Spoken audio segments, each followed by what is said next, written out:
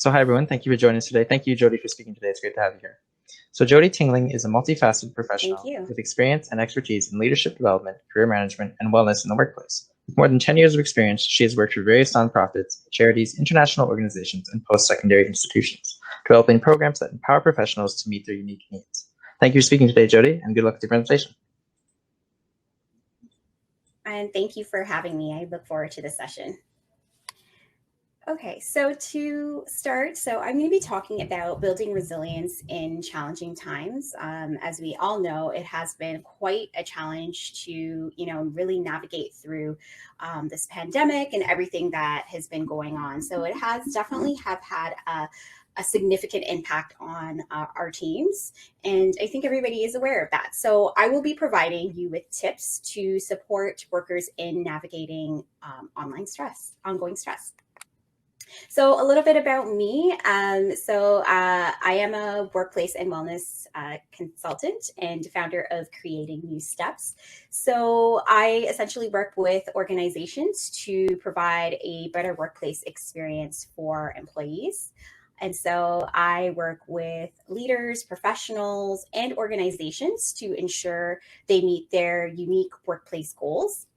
And essentially, workplace wellness, managing stress, and helping people navigate through their career, as well as building inclusive teams, is at the heart of who I am and what I do. I'm also a champion for Black, Indigenous, and people of color. My passion is to create equitable workspaces where everyone can feel safe to work in their purpose. So, what is resilience? And we have to take a look at, why it is important to essentially build it in our workplaces. So psychologists define resilience as the process of adapting well in the face of adversity, trauma, tragedy, threats, or other significant sources of stress, such as family relationships problems, serious health problems, workplace or financial stressors, racial stress, and of course, being a part of a natural pandemic, which we are a part of right now. And so resilience is really a skill. And like with any skill, with practice, resilience can be learned. And I think that's definitely an important thing to remember, is that resilience can be built, and, it is a skill that, once we start to practice it and have the tools and techniques to be able to build on it, the better off we will be. So building resilience really requires taking an active approach. So no longer can we just sit and wait to see what happens in our workplaces. People are stressed and they're coping with a lot. So we can no longer sit and wait and see what happens. We do need to take a more proactive approach. And, if we don't take that approach right now, unfortunately, we do face the threat of staff experiencing workplace burnout, which, many staff have been experiencing now. We're going to take the risk of staff increasing in mental health distress, including symptoms of depression and anxiety, as well as this leads to, of course, loss of productivity. And of course, staff exiting the workforce, which we don't want. So really the point I want to drive home is that the time is now to build resilience. So let's talk a little bit about how resilience impacts the workplace. So when resilience is addressed, you can then build a resilient workforce. And with this, employees will be able to handle work stress better. They'll be able to develop more protective factors against stress, and their overall health and well-being will be better. Resilience is associated with greater job satisfaction. It's associated with work happiness. It's also associated with organizational commitment and employee engagement. And so raising resilience really contributes to improvement in self-esteem. It contributes to sense of control over life events. It also contributes to sense of purpose in life and improve employee interpersonal relationships. And these are all things that we need.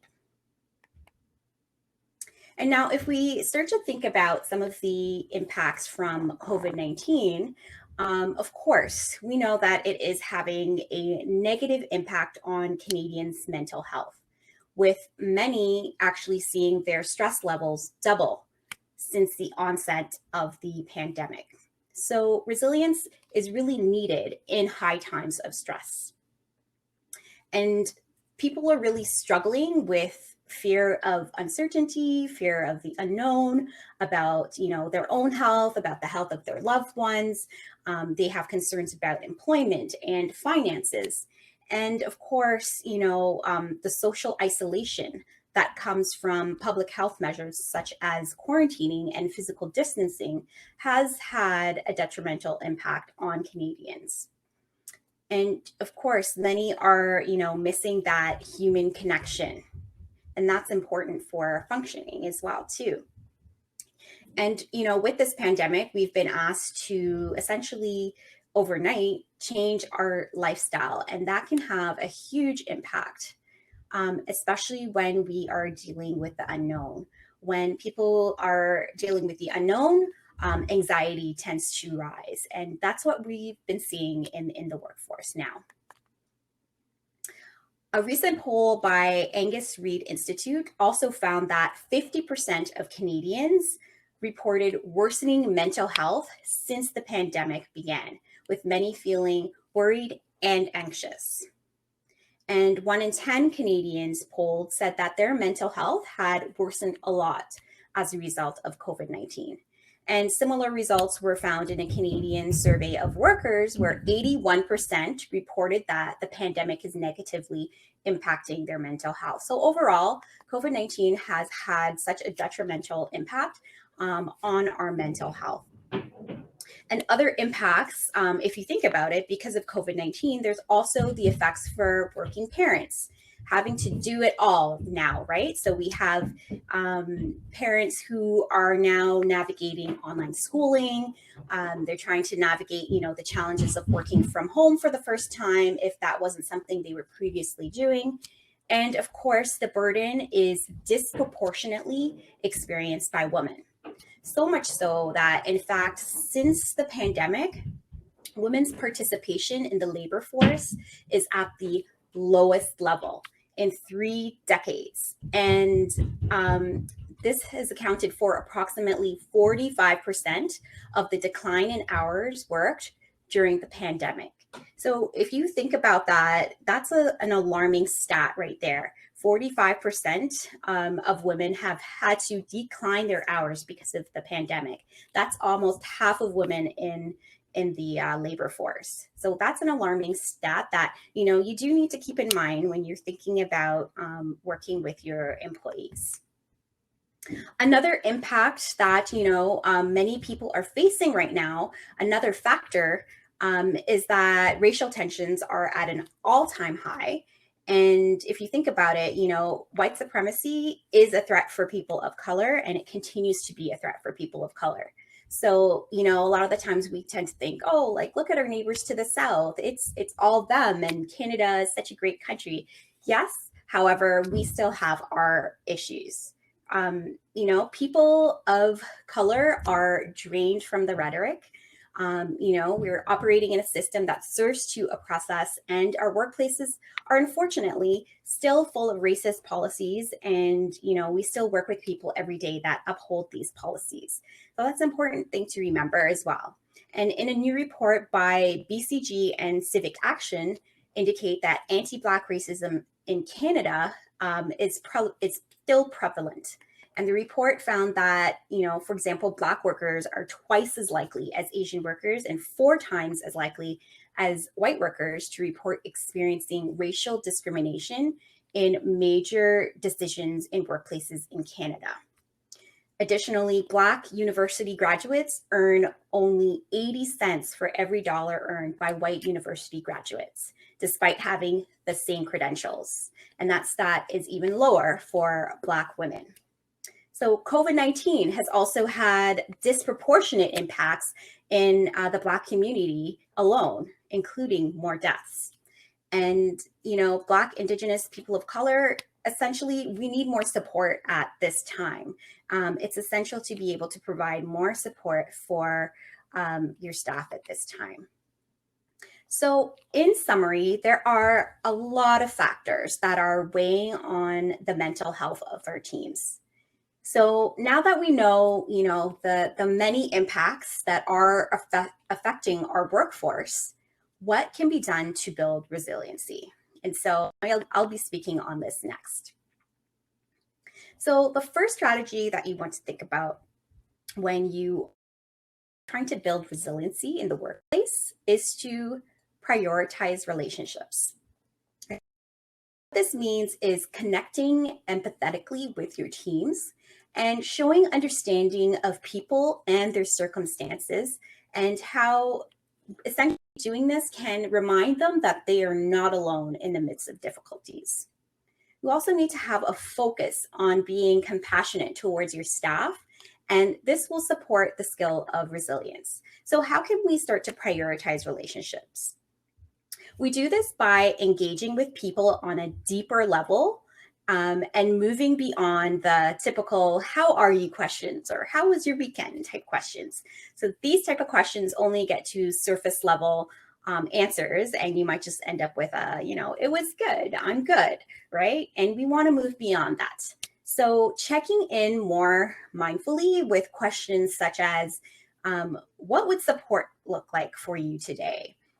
What is exciting you most this week? What is a challenge that I can help you with? What is something interesting that happened to you today? Is there anything you want to talk about today? What is something you'd like to see more of or less of, right? So tapping into more deepful, mindful questions will help you to connect more with people. Another strategy is to engage. This is really important because a resilient workplace requires leadership buy-in. Employees are more likely to participate in resiliency programs when organizational leaders are involved. Leadership is a key to establishing priorities, setting goals, and allocating resources in strengthening workplace resilience, and in communicating clearly and decisively in the organization's commitment to resilience. So if leaders are not already on board and you need to engage them, make the case. For example, when you're doing your employee surveys, include some stress and resilience type questions. And that way you can start to share the results from the surveys on employees' needs to help make a strong business case. You need a strong business case in order for the leaders to have that buy-in. So make sure you engage leadership in this process. Another strategy is to reinforce workplace culture of wellness. And what do I mean by that? So when you think about workplace wellness, a lot of the times, you might think about like your benefits package, right? And what's involved in that. So making sure that, employees do have access to counseling or therapy, as well as an employee assistance program that can help them really with having coping methods. And this is really important, especially nowadays where a lot of the stressors can be too much to bear. So make sure you are investing in these services if you're not already. And I would, even reassess some of the investments and make even more so at this time. So for example, a lot of the times, in the benefits package, you have counseling, which is like added to other health benefits. If you can, try to separate that from your benefits plan to have more money allocated to that. It's really important during this time. You also want to have access to culturally appropriate mental health supports. There is, a huge stigma of accessing mental health supports, and even more so if you start to access mental health supports, but it doesn't necessarily resonate with you because, that professional is not necessarily from the same cultural background. So making sure that If you do have vendors involved, make sure that they do have a diverse platform. You also want to make sure that employees are informed and up to date about how to access care and what care is available to those who need it, and provide information on resources often. So if you can, even have the benefits provider come in and just remind employees how to access their services. I think that's really important. You also want to embed wellness into your company culture. So encouraging, for example, wellness breaks, having wellness challenges, having wellness professionals come in with your team, doing sessions like a yoga or a meditation or a stress reduction session. So ingraining that into your company culture. And lastly, in terms of reinforcing workplace culture of wellness, is you want to make sure that you also have mental health days in addition to sick days for your employees. So having a separate bank of mental health days so that employees can call in and say, you know what, I need to take a mental health day. There's a lot that I'm dealing with right now, and normalize that. Normalize the fact that your employees can call in to work by taking a mental health day. That's really important. Another strategy in terms of building resilience is to help your team move towards their goals. So develop some realistic goals with your team and do something regularly. So even if it's a small accomplishment, focus on celebrating the small wins. That helps your team to move forward. This is really important. And also at the same time, you want to make sure that you are slowing down maybe some of those major projects or having extra supports available with the understanding that, yes, work has to get done now, but not at the cost of your employees. Many employers, like since the pandemic, has been still running on 100% when, their employees are operating at maybe 70%. So it's important to assess where your employees are and help them meet their goals. Another strategy is to help your staff look for opportunities for self-discovery. So people often find that they've grown in some respect as a result of a struggle, right? So for example, after a tragedy or a hardship or a pandemic, people reported better relationships, have had greater sense of strength, and even while feeling vulnerable. And this can increase their sense of self-worth and a heightened appreciation for their life. So self-discovery can be encouraged in many ways, including through projects at work or outside of work. You may want to encourage projects outside of work that can be aligned to a higher purpose, right? So for example, you might, get aligned with a charity or encourage charitable work where you're helping others in some sort of way. Obviously, during this pandemic, there are a lot of people in need. And so, I don't think there is a shortage of projects that, you, your team, or your company can take on to help your staff really have more opportunities for self-discovery. Another strategy to build resiliency is to, where possible, provide flexibility in working hours. And so flexibility in working hours can really ease the pressure your employees may be feeling at this time in terms of balancing multiple stressors. So for example, for parents with young children, it might be especially challenging, to care for their children while they're expected to be at work at the same time with limited or no childcare at this time. So providing work from home options or opportunities to complete tasks in non-9 to 5 hours may help.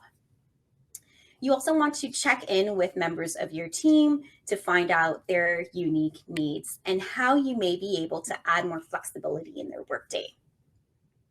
Consider options to collaborate in asynchronous times, which also limits the amount of real-time meetings, and really assess whether something needs to be in meeting or just a simple email. Trust that your team can get their projects done, with more flexibility added to their schedule.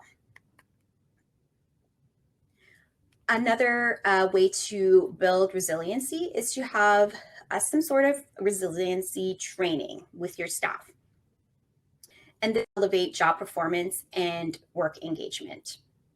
According to the American Heart Association, they released a comprehensive report examining resiliency training in the workplace. Sorry, examining resiliency training in the workplace. And essentially, when considering training and design, the report recommends including some of the following components. So having training that really involves, for example, overcoming interpersonal challenges, managing emotions, guarding against burnout, coping with work-related stress. That's an important one. Improved sleeping habits, dealing with difficult people, improving communication skills, and taking on new challenges, and improving physical health. So these are some of the components that the American Heart Association recommends for resiliency training.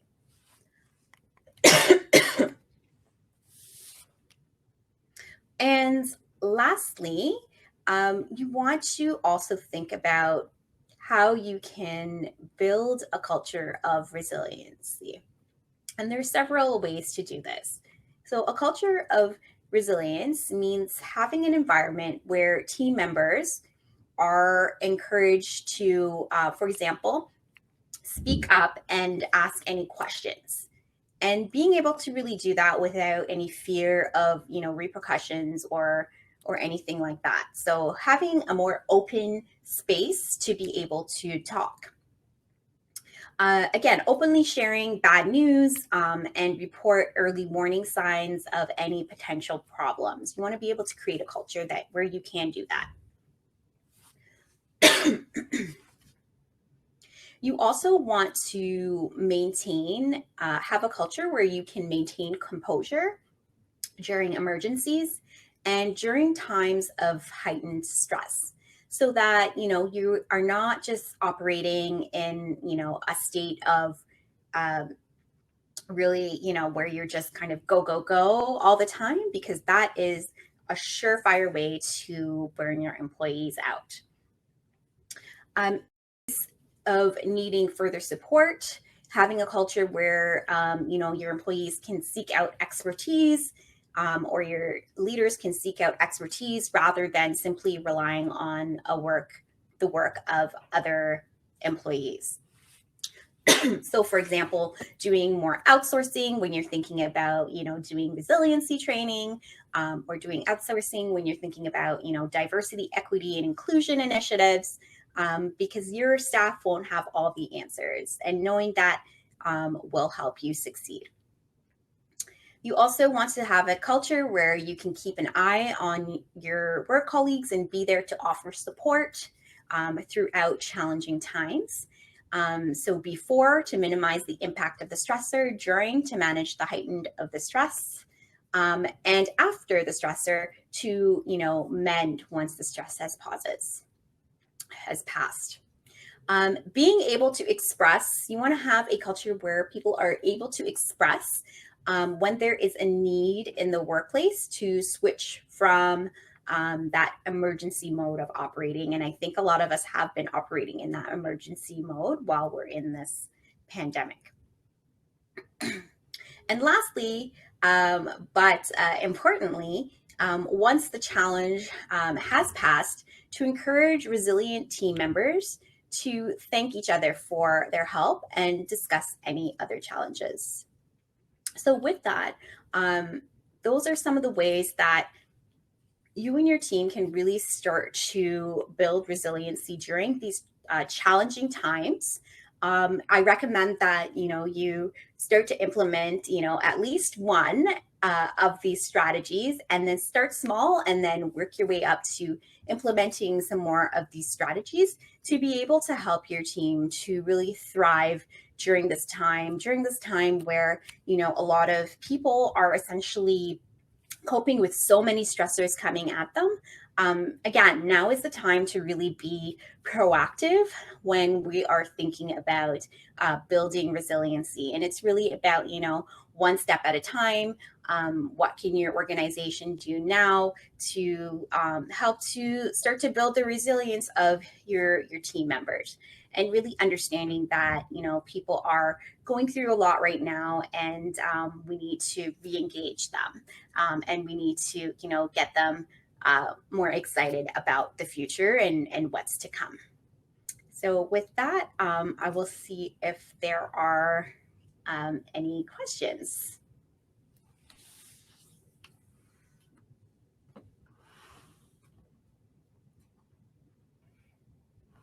All right. Don't think I see anything.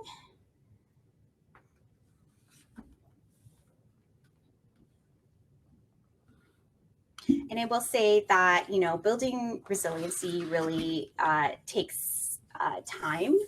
And it's just, just starting small, and then, looking at other strategies slowly, that will slowly but surely get you and your team where you need to be. Either if you're thinking about, where your team was pre-pandemic versus now, or, you're thinking about, how to really essentially thrive with this new normal, especially dealing with the unknown element. I think that's a major factor that's really affecting people right now, is dealing with that unknown component.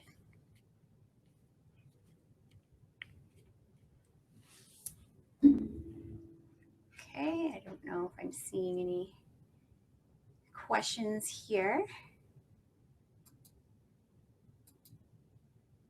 Just doing another double check there.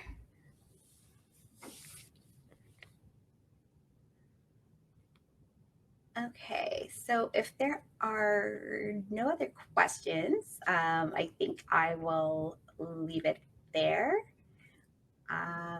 And if you would like to get into contact with me, you can email me at jodi@creatingnewsteps.com, or you could just find me on Awesome. LinkedIn. I just wanted to come back on and say thanks, Jodi, for your presentation. It was really good. Do you want to just go ahead and put your email address in the chat, just so people are able to write it down if they need to? Oh, yes. Awesome. And just while she's doing that, just to let everyone know, so our next session will start at about 3:30, so about 8 minutes left. That's Mark Belache, President of Toronto Jobs, the state of the Canadian labor market, and that will be on the main stage. And thanks again, Jodi. It was a really great presentation. Oh, thank you for having me, Alex. Hopefully we're able to get definitely. some good And just so you know, there is a information. recording of your presentation available, so if you'd like, I can send that to you after the event.